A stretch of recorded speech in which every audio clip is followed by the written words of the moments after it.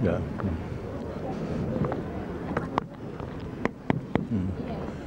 Bismillahirrahmanirrahim.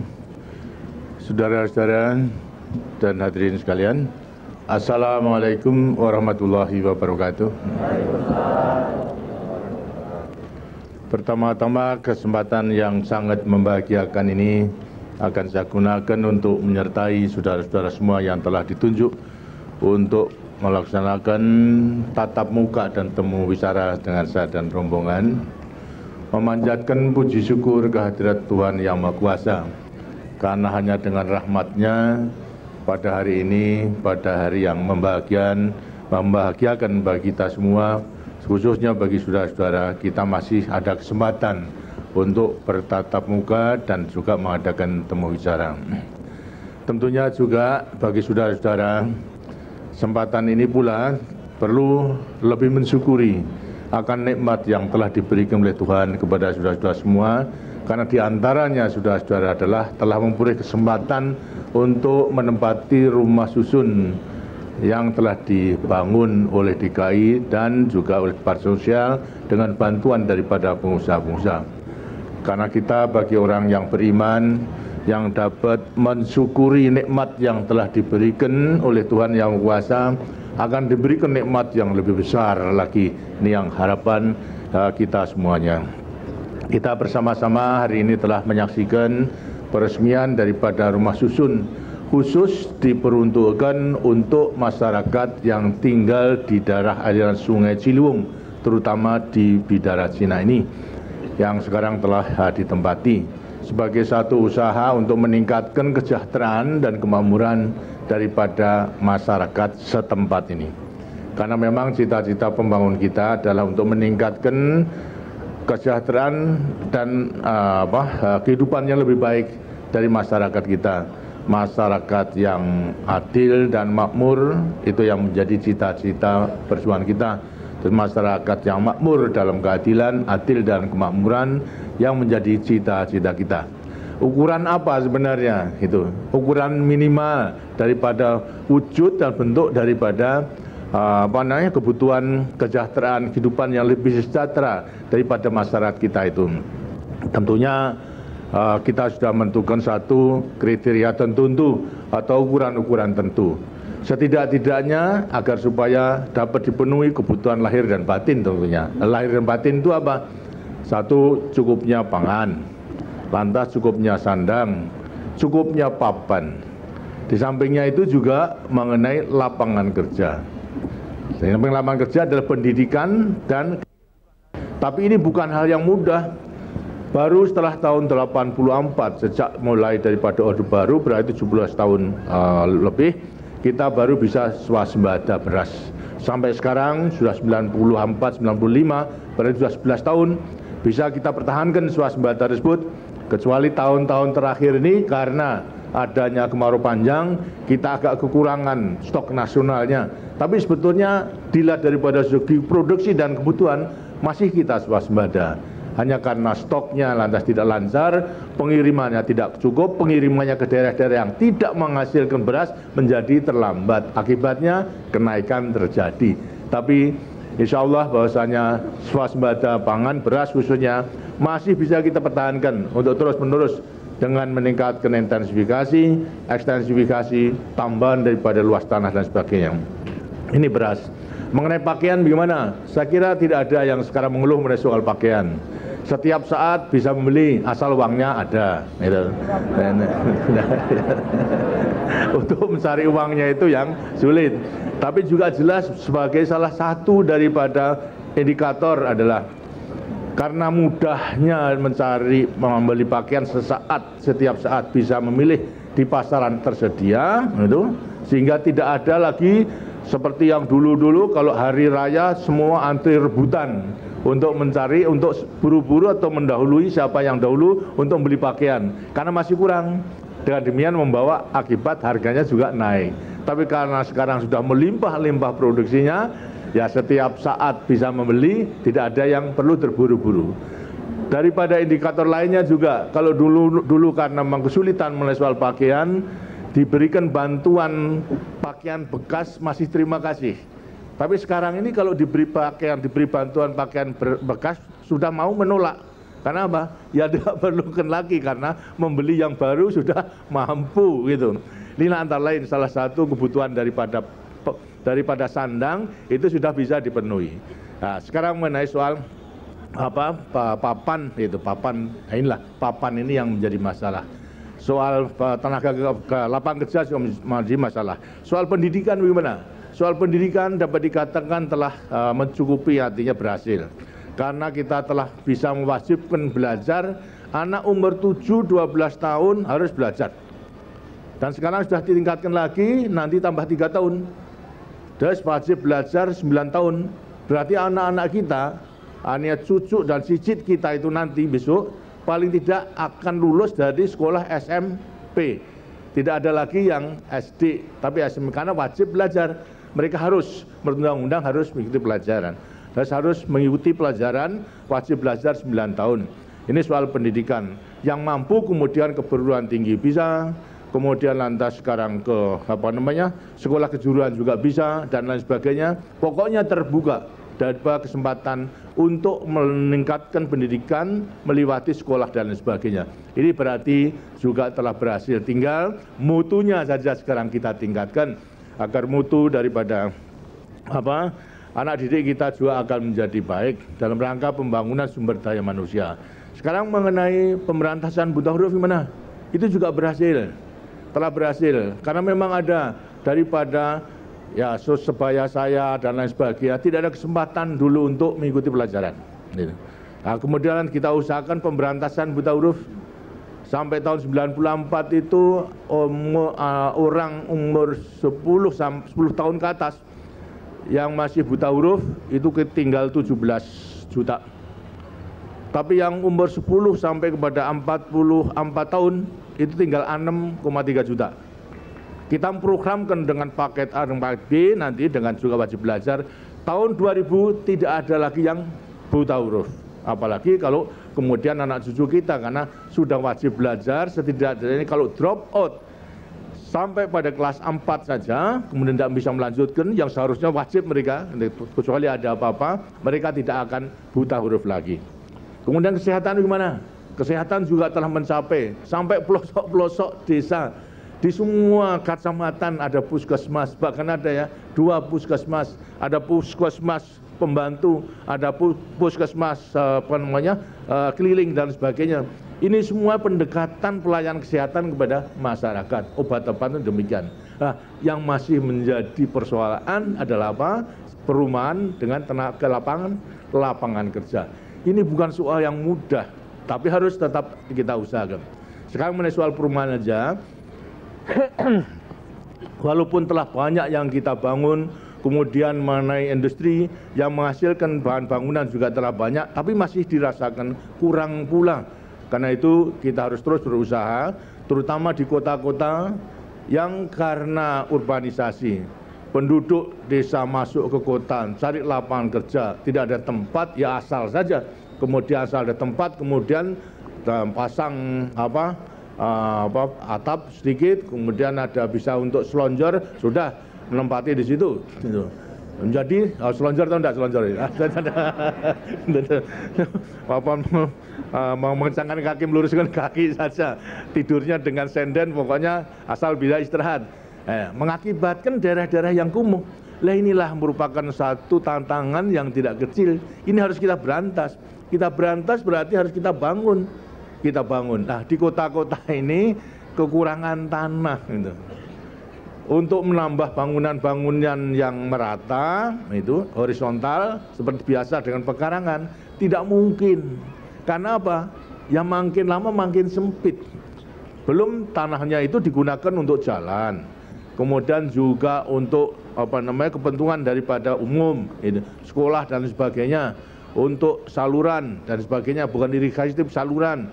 Ini sangat dibutuhkan, harus dibangun. Jadi tanah untuk bangunan rumah secara mendatar tidak mungkin. Karena itulah kita harus mempunyai program jangka panjang, ialah membangun rumah susun. Kita harus memperbaiki dari perkampungan-perkampungan yang padat, harus demi satu, demi bertahap. Artinya secara berganti harus kita bangun menjadi diganti dengan rumah susun. Kalau itu kita ingin menyiapkan perumahan yang layak bagi rakyat kita yang sangat membutuhkan. Nah, ini banyak masih kendala. Saudara-saudara telah tahu bahwasanya suksesnya pembangunan itu sangat tergantung kepada apa? Partisipasi daripada masyarakat, daripada rakyat. Dalam membangun rumah susun ini pun juga diharapkan partisipasi daripada masyarakat, khususnya daripada mereka yang bersangkutan dengan daerah kumuh tersebut. Partisipasi apa? Rela untuk melaksanakan program rencana daripada perbaikan kampung dan juga pembangun rumah susun itu, agar supaya nanti kebutuhan rumah itu bisa dilaksanakan. Sekarang ini rupa-rupanya masih banyak ya, karena mengatakan ini saya sudah menempati sekian tahun di sini, walaupun sebelumnya bukan miliknya, tapi sudah menempati sekian tahun dan merasa sudah membayar daripada pajak gitu. Kemudian lantas merasa ini haknya, karena haknya kemudian hak asasinya saya akan menempati ini sampai sampai mati, sampai meninggal. Padahal kalau caranya demikian, dengan sendirinya tidak akan bisa disusun atau dibangun rumah tersebut, rumah susun tersebut, karena memang ada orang yang tidak mau. Apalagi juga dalam rangka musyawarah sudah ditentukan setuju, tapi ada 2-3 orang yang tidak setuju karena mempertahankan hak asasinya sampai dengan dia membuat rencana terbengkelai, tidak menjadi, mana jadi. Ini antara lain juga dari partisipasi pada masyarakat. Kalau itu toh merupakan haknya, tapi hendaknya agar supaya memenuhi kewajibannya juga. Haknya bisa saja untuk dituntut, tapi kewajibannya, kalau sudah orang banyak setuju untuk dipindah, ya dia itu juga harus turut setuju. Ini dalam rangka partisipasi apa? Pengorbanan. Kalau mereka itu merasa berat, baiklah, harus berkorban. Karena perjuangan kita itu memang harus meminta pengorbanan. Ada pepatah bahasa Jawa, jer basuki mobiyo. Artinya setiap basuki, setiap keinginan dan setiap cita-cita itu harus menggunakan atau memerlukan biaya. Kalau perlu pengorbanan. Nah, di sini pula diminta. Kalau ada orang kemudian merasa saya mempunyai hak untuk tetap di sini, boleh. Tapi kalau dia mempertahankan akan mensengsarakan orang banyak. Jadi kalau betul-betul didalami, toh akhirnya mereka itu akan membuat dosa orang banyak. Tindakannya itu lantas mensengsarakan orang banyak, itu kan berarti membuat dosa loh. Secara tidak sengaja membuat dosa sebetulnya dia. Nah, ini harus diperhatikan daripada orang demikian, karena masih saya mendengar saja ini beberapa orang aja yang tidak setuju mempertahankan. Apalagi ada yang ojo-ojoi supaya mereka tetap tahan dan akan membela, karena kalau membela itu nanti ada hasilnya, bagi hasil katanya daripada. Ini tentunya juga akan mempersulit daripada semuanya itu, yang seharusnya lebih mensadarkan tapi justru digunakan untuk dapat menambah penghasilannya, sehingga secara nasional bisa mengakibatkan program kita tidak berjalan dengan baik. Ini terus diminta partisipasi, kalau perlu pengorbanan. Jadi tidak hanya pada waktu revolusi pengorbanan, pembangunan ini pun juga memerlukan pengorbanan. Nah, cobalah diadakan dekat. Kalau mengada di daerah dan sebagainya itu kemudian demikian, suruh datang aja pada saya. Nanti saya ajak bicara supaya mereka itu mengetahui betapa besarnya pengorbanan, harga pengorbanan, nilai pengorbanan itu nanti. Lantas yang kedua juga itu, lantas mengatakan saya itu tidak biasa, Pak. Belum biasa tinggal di rumah susun itu. Biasanya demikian, ini lebih enak, lebih nyaman. Nah, ini lagi. Dengan sini juga perlu pengorbanan. Kenyamanan yang telah diperoleh sekarang karena kepentingan bersama, ya harus ikut menempati rumah susun tersebut.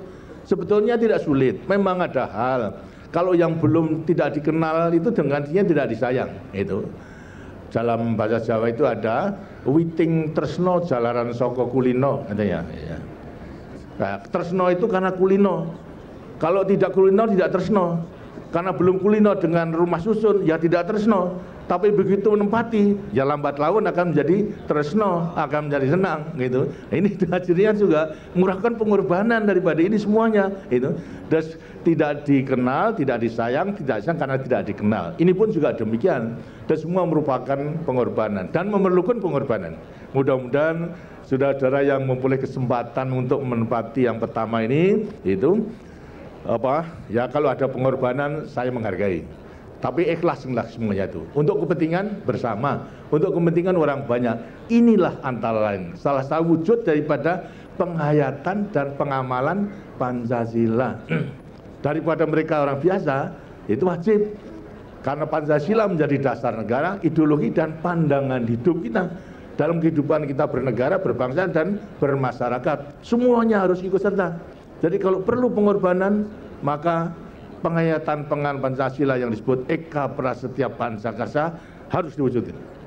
Dan tidak akan berat. Karena masalah ikhlas. Kalau semua keikhlasan, Tuhan yang Maha Kuasa akan mengetahui, meruahkan pahala. Dan pahala itu akan menjadi bekal hidup nanti di akhirat. Terus tidak ada ruginya sebetulnya. Ya rugi pada waktu di dunia, tapi di akhirat nanti dia akan rugi. Tapi sebaliknya, kalau ngotot di akhirat nanti tidak masuk di surga, terus di itu aja, mungkin belok di neraka mandaran. Karena apa? Karena mensulitkan orang banyak itu semuanya. Nah, sekarang saya minta itu siapa yang masih keberatan dan juga sudah merasa syukur daripada mendiami. Ini nanti programnya akan dilanjutkan. Dulu sebetulnya ada SDSB, maksudnya juga demikian.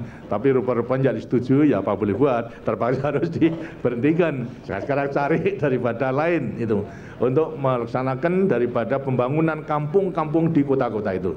Saya silakan siapa yang ingin menyampaikan daripada pendapat dan juga mungkin masukan bagi saya itu untuk memperhatikan mengenai pembangunan Museum ini. Terima kasih. Silakan.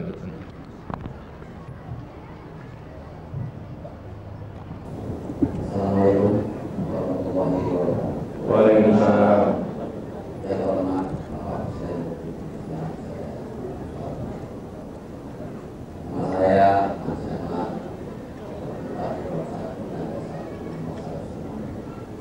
Semula saya tinggal di rumah. Selamat dan ada Vespa 11 yang saya kebetulan tempat rumah Presiden Negeri Pak. Tempat dari tempat yang lama ya? Iya.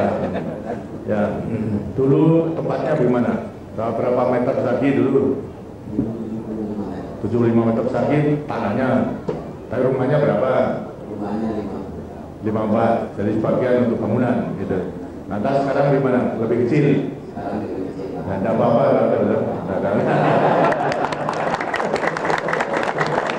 Lebih kecil tapi lebih bersih, lebih nyaman, lebih sehat gitu. Ya. Nah, gitu. Sekarang gimana? Dalam ketentuan ini pada waktu akan dibangun diberikan uang ganti rugi atau tidak? Diberikan, Pak. Kira-kira menurut tanahnya atau menurut bangunan? Semua, Pak. Tanah, bangunan. Terima berapa saudara? Terima 28 juta. 28 juta itu padahal itu bukan miliknya dulu ya.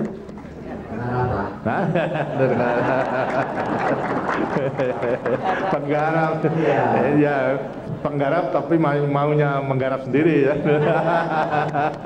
Ada yang punya. Nah, baik itu memang ditentukan demikian agar supaya karena pada waktu membangun kan harus ada tempat tinggal toh sambil menunggu untuk biaya. Nah sekarang bagaimana? Menempat ukuran berapa? Ukuran 3 kali.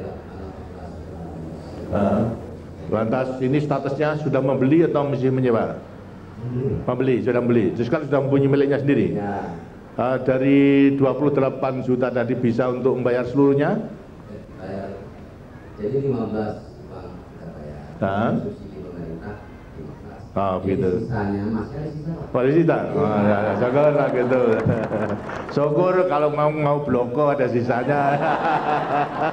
Biasanya gelendem saja. Ada sisanya. Gelendem tahu enggak? Diam-diam. Ya, baik, terima kasih. Jadi terus terang saja bagi saudara singkatnya tidak basa-basi ya. ada perbaikan ya tempat tinggal, dan bahkan itu saya harapkan supaya bersyukur kepada Tuhan Yang Maha Kuasa, dan kemudian mengatur kehidupan ini dengan tata kehidupan yang lebih baik secara gotong royong. Karena masalah banyak yang harus nanti diperhatikan, misalnya penggunaan WC itu harus semua, daripada anak sampai seluruhnya penghuni harus tahu. Jangan sampai kemudian buang kotoran di WC tersebut, karena yang bisa mengsarakan.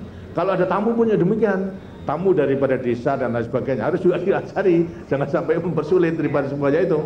Nanti lantas kalau nanti semua terjadi demikian, lantas seluruh kompleks bisa menjadi sulit itu karena kurang mengertinya daripada semuanya itu. Karena itu jangan sampai nanti tidak ada hal mengerti, terus menerus diadakan perangan dan sebagainya itu. Baik, terima kasih. Ada hal yang perlu sampaikan? Ya, Bang. Pertama-tama Pak, kita tuh mengucapkan terima kasih kepada pemerintah dan para pengusaha yang telah berserta membantu juga dalam masuk dalam perjalanan. Kemudian kami sangat merasakan nyaman dan sangat merasa selamat. Daerah ini adalah daerah yang dan kawan dan ini daerah yang sekarang ini masuk jelas buat kami sangat ini sebagai peserta kami mengharapkan rangka kecerdasan bangsa negara sendiri. Kami mengharapkan di sini ada sekolah TK kita saja sekolah SMP atau SMA dan kedua yang kami pancing juga mengenai ini Pak, melakukan kerja yang pertama untuk dasar. Jika ada satu lain mengenai ranah dasar ini Pak, di ranah dasar ini kami minta berusaha 4 kali usaha. Apalagi ini kalau ada Bapak Anda para usaha.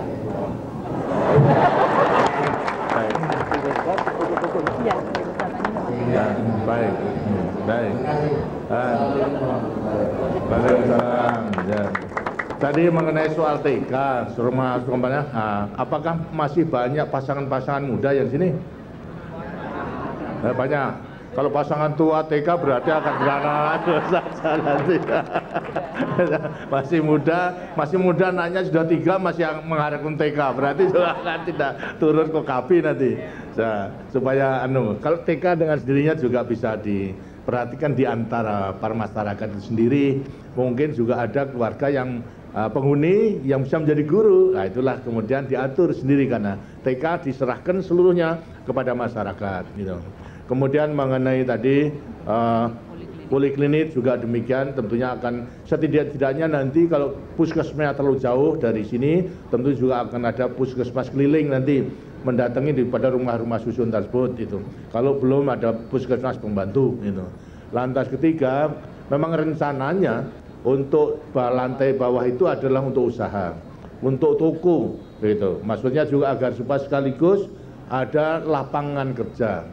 Bagi yang bekerja, yang tidak bekerja, keluarga misalnya bisa melakukan kegiatan-kegiatan melewati koperasi, menjahit, kek dan sebagainya, dan mungkin juga mengontrak untuk menjadi penghasil daripada garment, terus pabrik yang besar, kemudian lantas mengkontrakkan kepada penghuni-penghuni di rumah susun, maksudnya begitu. Dan memang telah direncanakan. Tentunya dari para pengusaha juga demikian, akan lebih murah dan menaik kewajiban mereka untuk turut serta membina daripada pengusaha kecil tadi. Memang akan diperhatikan. Saya harapkan agar supaya yang sudah membayar, yang kemudian menyewa juga harus membayar, kemudian menyicil juga harus membayar. Apa sebabnya? Ini hasil daripada semuanya, bukan dikembalikan kepada pengusaha yang bantu, bukan itu, tapi untuk digulirkan. Untuk membiayai bangunan, membangun di tempat yang lain. Begitu seterusnya, akan terus bergulir namanya. Sehingga nanti kebutuhan, misalnya seperti di sini dibutuhkan 7 rumah, baru 3. 4 sudah ada biaya daripada tapi nanti kalau keseluruhannya itu bisa membayar kembali, menyicil dan yang menyewa juga menyicil, bayar dengan baik, hasilnya dikumpulkan untuk membangun di tempat yang lain. Sehingga lantas bagi mereka yang telah menikmati hasil pembangunan, bisa pula untuk menolong bagi mereka yang belum menikmati itu. Ada lagi yang ingin menyampaikan? Silakan Ibu. Assalamualaikum warahmatullahi wabarakatuh. Waalaikumsalam. Yang kami hormati Pak Presiden Republik Indonesia dan Ibu Soeharto. Nama saya Ibu Eni Stimayati Effendi, penghuni rumah susun Blok A lantai 1 nomor 109. Semula saya beralamat di RT nomor 8 RW nomor 12 Kelurahan Belarasina, tapi saya tidak menempati lahan 8 Pak. Jadi saya tanah kiri yang sekarang sudah dibebaskan oleh pemerintah DKI. Pada kesempatan ini kami mengucapkan terima kasih kepada pemerintah dan para pengusaha yang telah membangun rumah susun di lokasi ini. Semula di lokasi ini pembangunan rumahnya tidak teratur dan rawan banjir walaupun tidak hujan karena mendapat kiriman dari atas ya. Terus banjir kiriman namanya ya. Kedua, untuk lahan bermain anak-anak tadinya tidak ada Pak, tapi sekarang bahkan anak-anak dapat main bersepeda. Yang ketiga, kami menghimbau kepada pemerintah apabila nanti akan membangun rumah susun lagi, mohon luasnya ditambah. Baik, insyaallah. Itu. Waalaikumsalam. Terima kasih. Nah, terima kasih Ibu. Tadi adalah bukan penggarap tapi dari pemilik girik ya. Giriknya yang sudah lama, berapa tahun giriknya itu? 66. Tapi giriknya dulu sah atau enggak?